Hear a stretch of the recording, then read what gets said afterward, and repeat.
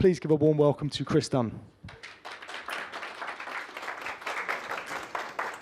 Thank you, Steve.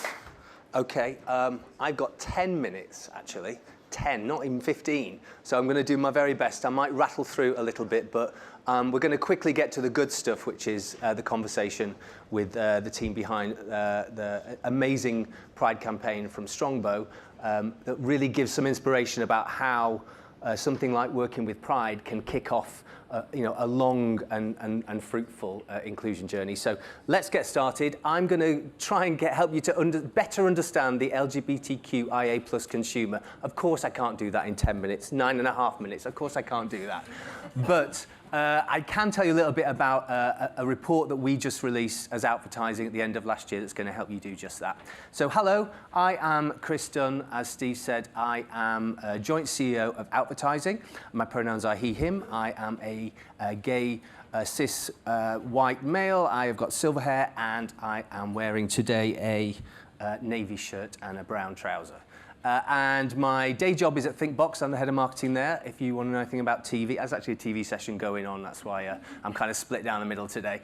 But that's the day job, and the gay job is joint CEO of Outvertising. If you don't know Outvertising, we are the non-profit LGBTQIA plus advocacy group for the advertising and marketing industry, and we exist to make UK marketing and advertising completely LGBTQIA plus inclusive. And we do that in two ways. We look at it from two lenses. One is the people in our industry itself. So how can we help organizations in our industry be more inclusive for queer people so that they can feel represented and accepted, and they can thrive. And then externally, our outputs as an industry. So the marketing and advertising outputs that we're making, how can we make them as inclusive as possible? And that's where our focus goes onto representation.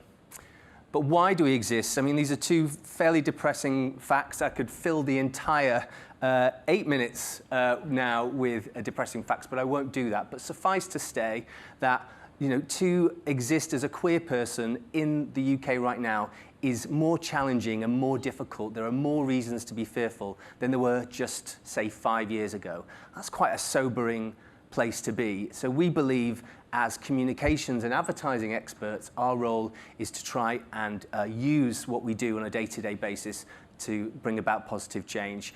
Positive representation can smash stereotypes, it can help remove prejudice. So our job is to try and encourage for more LGBTQI representation that is more often, more authentic, and more central to advertising. What does that look like? Let's look at a really amazing example from about 18 months ago, still doing the job on TV right now.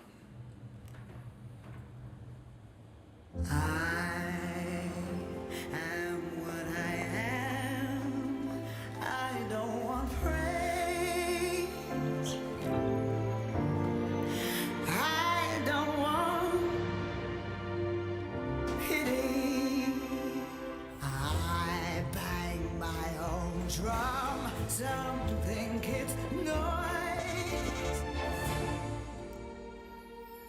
I think it's pretty, and so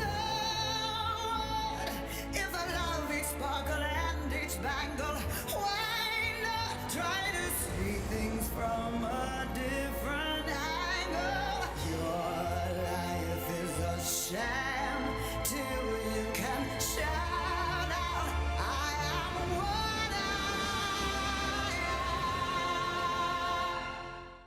So, textbook piece of inclusive advertising there. It's not just about queer representation, obviously. That is about representation across the board. So our job as advertising is to try and give more brands the tools, the confidence, the business case to go forward with more inclusive work like that.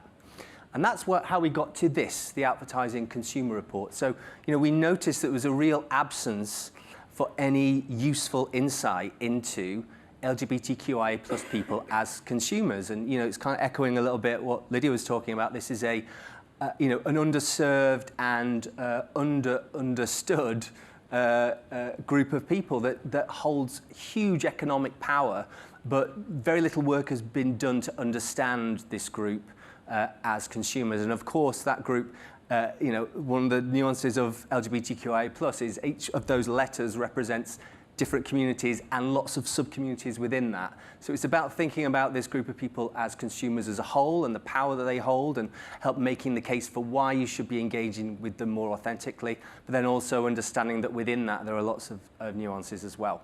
But we set about creating a piece of work that was going to help to better understand this group as consumers. It's a first of its kind report into LGBTQIA plus people and their attitudes and preferences when it comes to brands, media, marketing, and advertising. Here's some of the partners we worked with. We're very grateful for their support. YouGov has been the primary partner for that. So we've used the YouGov data bank, which represents almost 250,000 people in the UK. And within that, there are 20,000 plus LGBTQ respondents. And interestingly, even just doing this report, the process of doing it and working with YouGov has already impacted change. YouGov, the way that they collect data historically, has not in the past collected for all different types of sexualities. It only collects for heterosexual, gay, lesbian, bisexual, don't know or rather not say, which is the Q part of that. But at the moment they don't collect for other things. Similarly, from a gender point of view, they only collect the binary of male and female. So even the process of working with them, we're incredibly lucky to work with them, because now they're looking at how they can change their data collection to better represent some of these harder to reach audiences. So to supplement it for this report, we actually conducted some qual sessions with some of the TQIA plus people to give it a little bit more depth. Once you download the report for your nighttime reading time, you're going to have to join the queue, because obviously you've got the Black Pound report to look at as well. So it's going to be a very busy night of reading for you tonight. But when you get inside there, you're going to find recommended brand leaderboards. So let's take a look within different categories of which brands queer people are most drawn to. And it echoes one of the comments that came from the audience there, that if you choose to engage with this audience authentically and you stand out in your category by doing that, then you're going to buy some very passionate loyalty and advocacy for that brand. We go into analysis of 9 different sectors. So they might be sectors that you work in currently, or you may work in the future, or have worked in the past. Even if they're not categories that you exist in at the moment, even inside of those, you're going to find insights that are not just about queer people as consumers of that category, but as consumers as a whole. That's what we've really tried to do, is pull out those insights that are universally useful.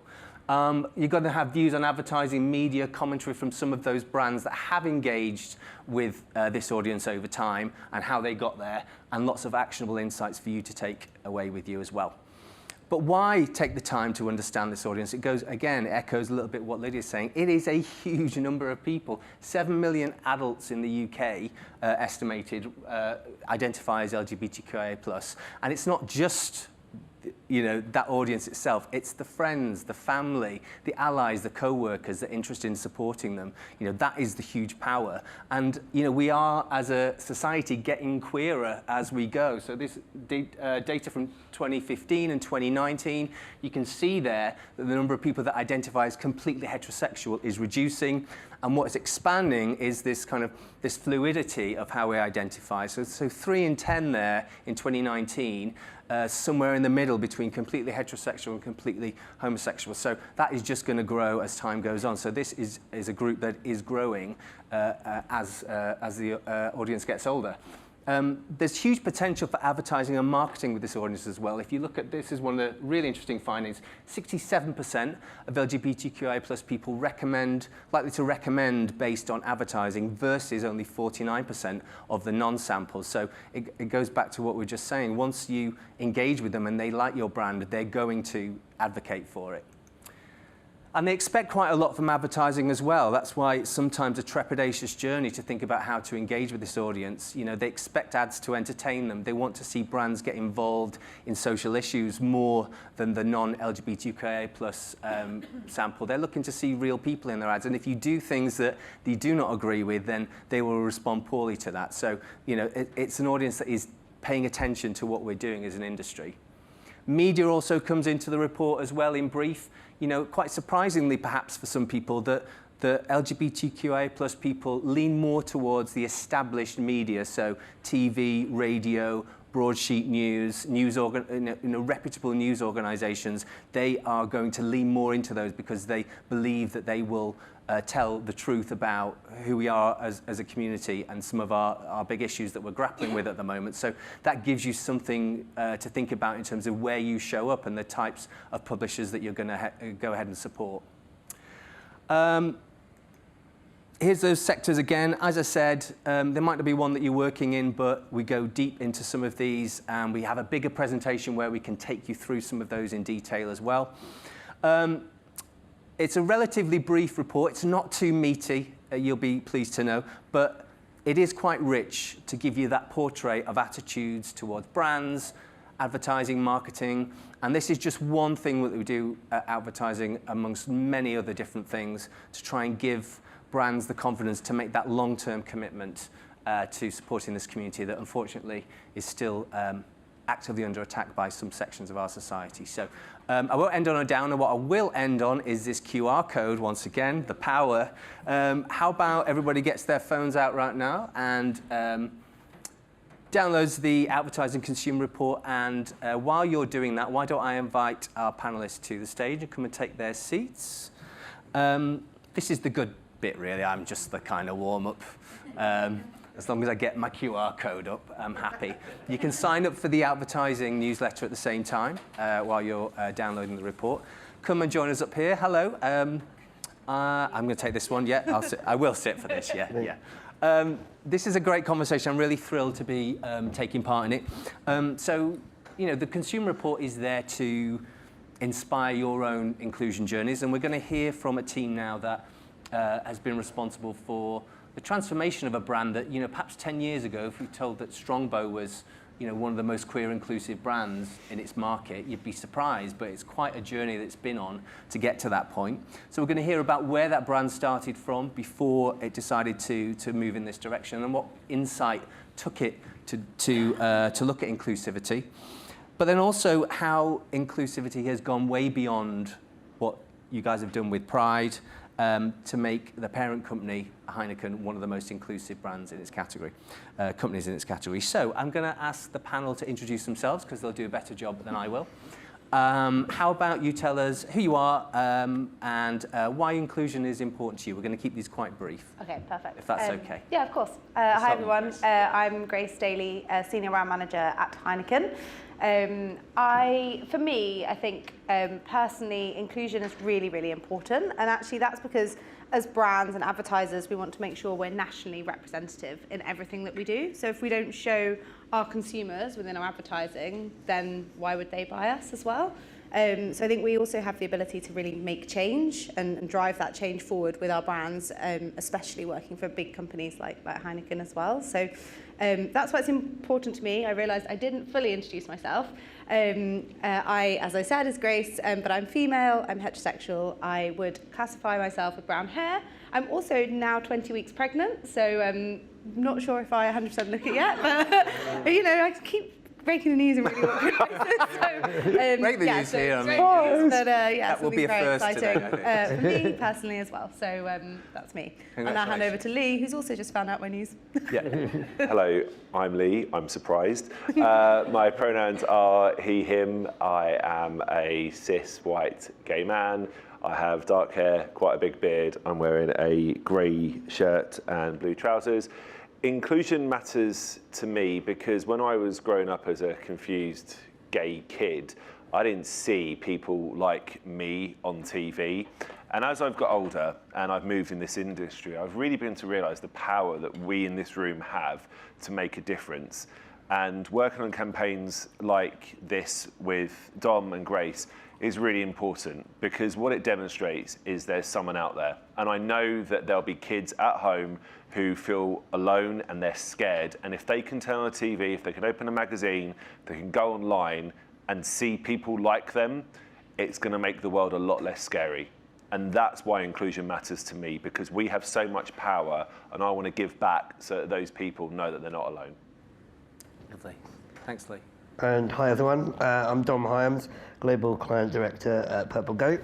I'm a man of short stature, I'm a cis white man, heterosexual, I wear a hat a lot, I often don't know what clothes I'm wearing because my partner dresses me, and I suddenly realise in moments like this I don't even know what colour my jumper is, but it's dark blue. And at Purple Goat, if you don't know who we are and what we do, we're the world's first and only disability-led, inclusion-focused marketing agency, working with some of the biggest brands in the world to create the most progressive, forward-thinking advertising out there.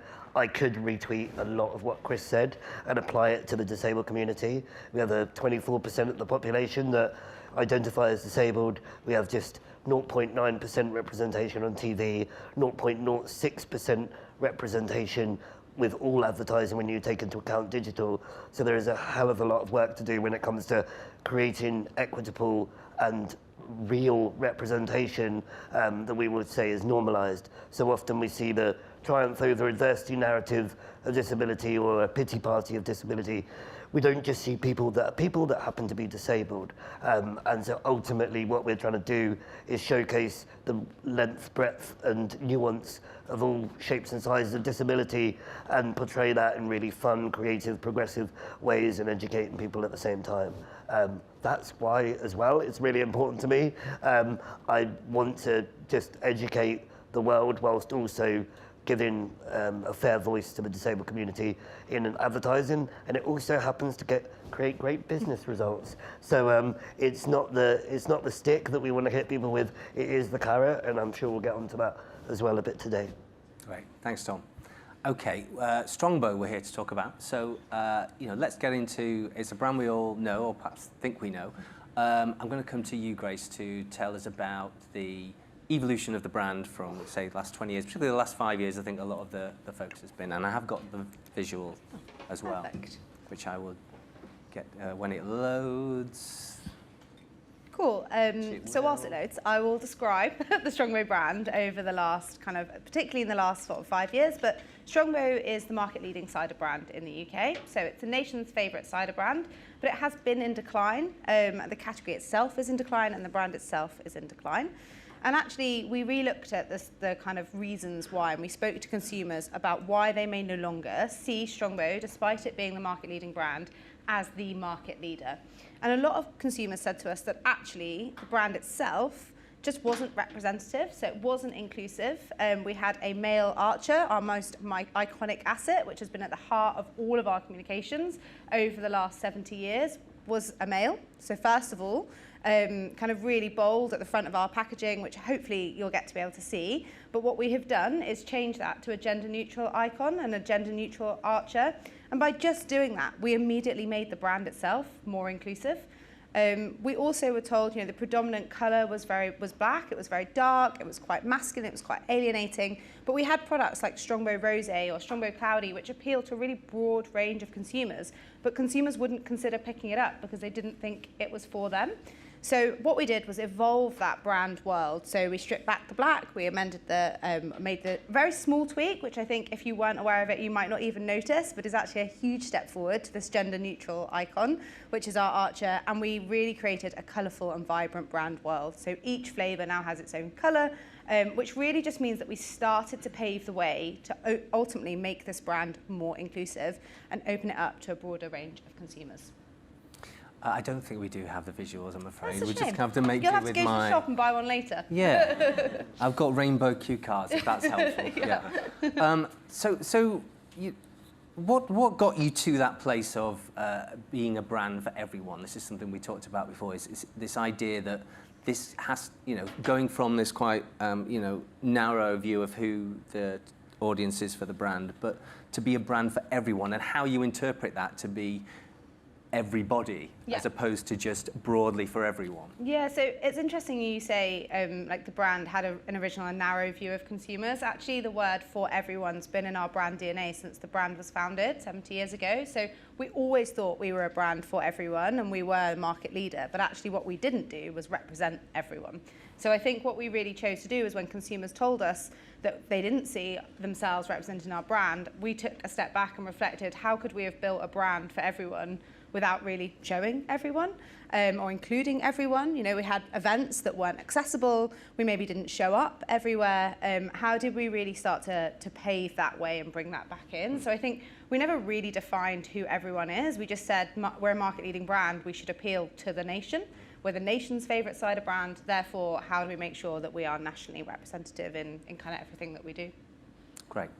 So tell me about how you landed upon working with Brighton Pride, because that seems like quite a new territory for you to move into. And I'm sure, you know, what I would really love to do is to, you know, give confidence to other brands to step into supporting and working directly with that community. Yeah, so as part of the brief of being able to reframe this brand, we set out two ambitions, and one was to reclaim the status of being for everyone. So reclaim, we are still market leaders, but reclaim that status as market leaders in consumers' eyes.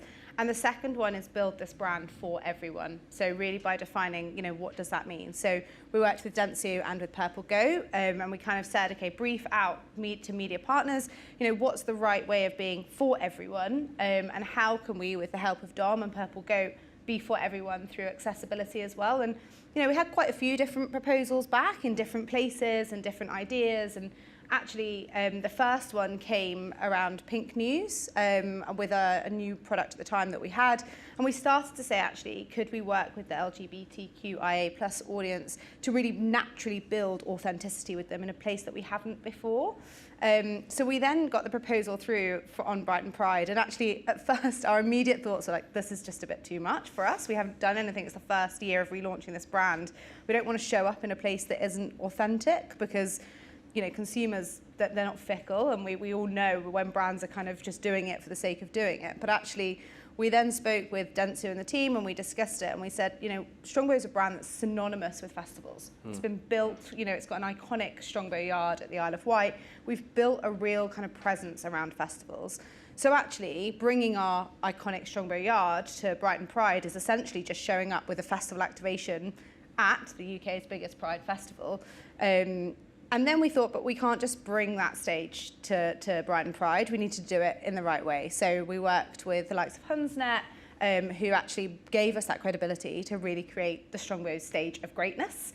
And when we defined stage of greatness, it was how do we really define what greatness looked like? And that was for everyone again. So how did we build the most inclusive space by design? So working with Dom to make sure that actually everything we did was inclusive. We wanted everyone to be able to be a part of this festival. You know, we had British Sign Language interpreters there in case you couldn't hear the, you know, performances of Hunsnet. We had ramps and stalls. We paid extra to make sure that everybody could really, really enjoy this. But also the Strongbow brand facilitated it, but it definitely wasn't at the heart of it. It was our consumers that really were at the heart there, and that was kind of hosted through Hunsnet as well.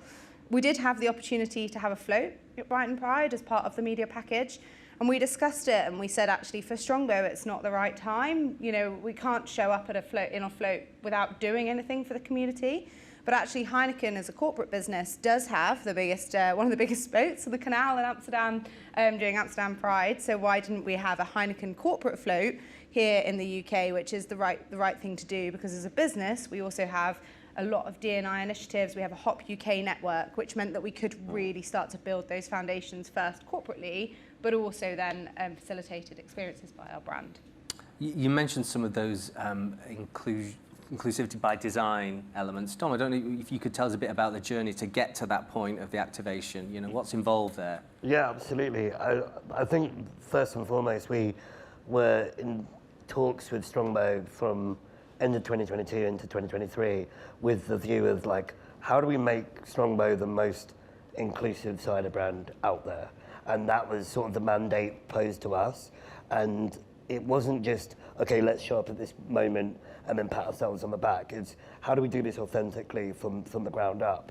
And so we started with kind of consultative bits and also creating an insights panel that we called the Strong Bros, but all genders were there, and that really you have to use that, don't you? I mean, it's too easy. It's too easy.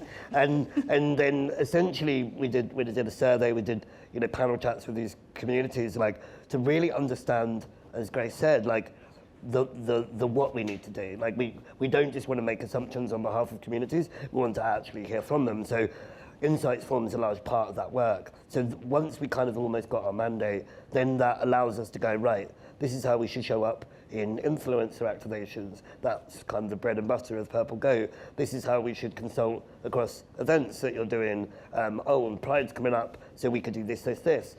We should also document this whole journey that you've been on, because that can be valuable thinking about what you do into the future. We should also do a playbook of best practice so that your teams actually feel comfortable and confident to bake in that inclusivity into their thinking as well as their activity on social. And then the consultative bits kind of snowball from there, and we do more work. And now moving into 2024, it's like, well, we know that, you know, pubs are not a particularly accessible space. So actually, how do we then take all that positive energy and learnings and insight and then kind of attribute that to actually solve problems for consumers, not just kind of be there superficially to sort of represent, yes, we're going to do that. We've kind of got a proportionate amount of media spend. We think of inclusive media spend, and Heineken have committed to, for Strongbow, we'll actually be doing that kind of representative media spend around inclusion, which is really, really valuable. But then it's also like,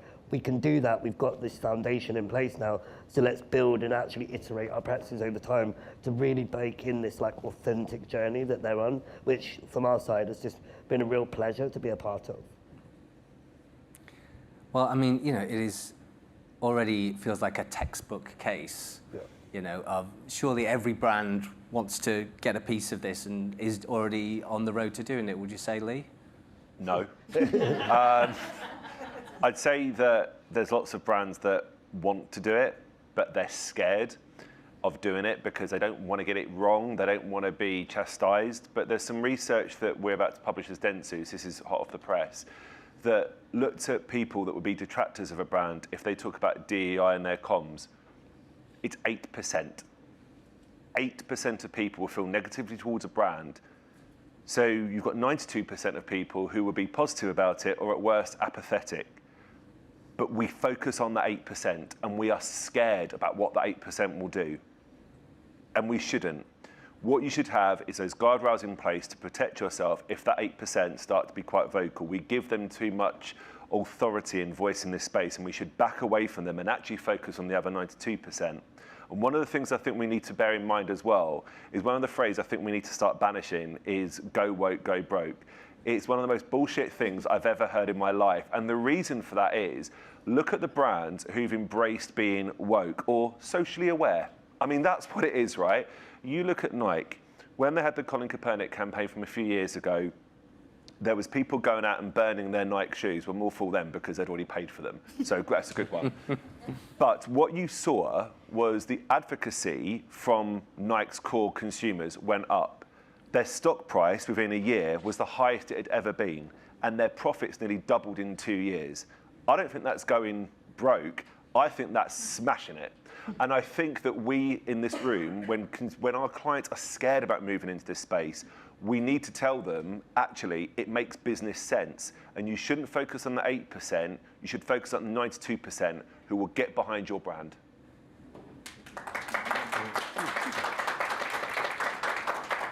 It's rousing, isn't it? Yeah. We are ticking away with time, so I'd love to hear just a bit about some of the results you've seen from this work, you know, from a business point of view, from a brand point of view, but also kind of how that's cascaded out into, you know, the rest of the organisation. Yeah, I think it's a really good question. There's one actually we've discussed a lot about business results. Often we're really kind of held to business results, I think. And actually what we did see was a really, I would say, like a slow return to Strongbow. We knew we couldn't change this brand overnight. It's been declining for years. The category's declining. But actually what we did start to see was, particularly on Strongbow Original, was that consumers that had drunk the brand 12 months ago, no longer drunk it, we're now coming back to that brand again. And I think actually by just showing that we're bringing those consumers back in, so consumers that maybe thought that other brands were doing a better job of being representative or were more, you know, aligned to kind of what they believed, they then started to come back considering the brand again. So I think the brand itself is in a much better place than it was, you know, 18 months ago, and it's set up, I think, for the future. But I think actually more importantly than just the business results was more the responses we started to get from both consumers and from colleagues. So, you know, we had colleagues who were able to attend Brighton Pride, and I think I was lucky enough to have been in the WhatsApp group the day after with everybody kind of reflecting on their time with the business and saying, you know, actually, you know, there was people saying my 13-year-old self would never have imagined me in a big corporate company on a float. It was, if anyone was at Brighton Pride last year, it poured for 48 hours. Like we had to find rain max. We had to dance on a float from 10 o'clock till 2 o'clock without a drink because it was Heineken Zeros. And I think everybody loved it because actually everybody just felt that as a business we'd all come together to celebrate something that was really, really important. The first thing was that our business was stepping forward and showing up at the UK's biggest Pride festival, but actually using our market leading brand, a brand that nobody would have considered could move into this space, to do that at the end was really, really important. So I think from a business perspective, you know, we managed to get additional funding this year to do it again because it was, you know, why don't we do it bigger and better this year, which I think is a brilliant result because you don't always get that. And then from a consumer perspective, we've had consumers, you know, comment and message us on social and to really start to say, you know, we didn't expect to see Strongbow in this way. We've had people comment about the gender neutral Archer, and we've actually had fans that have had Strongbow tattooed on themselves and have commented saying, you know, my tattoo's now out of date, can you update it? And we did, because it was like, why don't we make that step forward? You know, you've had that male archer on your leg for 10 years, why not make it a gender neutral icon and really show that off proudly? And I think that for me was where we started to see sentiment change with both consumers and with colleagues. And I think, you know, hopefully the brand continues in that right way moving forward, and you would hope it does. But I think we're really quick to say, has it delivered financial results in the first 12 months of that change? I think the answer is always going to be, yes, if we see small wins, great, but it's a really long-term play and something we should consistently invest in, especially when it's a new message for our brand as well. So I think, yeah, I think it's a great step forward for us and something we want to continue to invest in. Don't know if Lee or Dom, you have any other thoughts? Yeah, I think I'm conscious of time, so I'll keep this one quick. I think where this comes from, though, is we have, as part of Heineken UK, we have a client who fully believes in this. If you look at their corporate global strategy, inclusivity and sustainability is one of their 4 pillars for growth, and that comes through in this space. So we've got Olier, who is here. One of the things that we introduced 2.5 years ago was something called the Heineken Collective, which held us all true across the entire marketing department and our partner agencies to focus on inclusivity, diversity, sustainability and equity throughout our supply chain. And it was bringing new partners on board. It was looking at new ways of working. It was about embracing social impact. And we're now beginning to see the results of that. Things like this are absolutely fantastic. And for us, this isn't just a tick box exercise. It now runs throughout our entire planning process. And we hold our planning teams true by having a planning checklist around DEI and S, which they all have to complete every single year. So we're understanding where the brands are moving and what happens, because it's all built around insight. And if you have the insight, that's when you can deliver campaigns like this. Should be a report for that somewhere, shouldn't there? There should be. I'm going to steal 1 minute, Steve. I'm just going to ask for a quick last bit of advice. We're going to have brands in the room that are at different stages of their own inclusion journeys. What one thing would you say to them? I'll start with you at the end, Dom. Kind of following on from that last point, I think leaning on the lived experience of people that actually are from these communities is the invaluable step. Like, we all can be empathetic, but unless you have that lived experience, you won't be able to craft the results that you're looking for as much as those that have it. So from our side in the world of disability, you know, actually try and seek out these people, whether that's internally in your teams or externally with, you know, like-minded organizations, to help you shape something that just becomes naturally inclusive to everyone. And then once you do that, it's not very difficult at all. Quick, Lee, what have you got? Go with the insight. You've sat here, you've heard Lydia, you've heard Chris. Follow the insight. Look at the insights you have on your own audience. Look at external sources like this. It makes business sense. And if you're a marketeer who is not doing this, your competitors are, and they're going to be stealing money right out of your pocket. Follow the insight and you will be winning. Nice. I think my final one is just get comfortable with like being uncomfortable. I'm not part of the LGBTQIA plus community. I'm not part of the disabled community. So I really had to lean on the expertise of the team, but also get comfortable with asking uncomfortable questions. What does this feel like? What does this look like? Does this resonate with you? You know, they're questions which, until you're really open to that community and really understand their experiences, you're never going to fully get it yourself. So I think that for me was something I had to really, really kind of take on, and I think that's something we all have to take on if we want to understand it as well. And one last takeout, I think, from this conversation is, you know, Grace said earlier, this is a brand that didn't expect that this is a place that they could be. So if you are a brand that is thinking that, you're not correct. If Sprombo can do it, so can you. I want to thank this amazing panel. Thank you for your attention. Really appreciate it.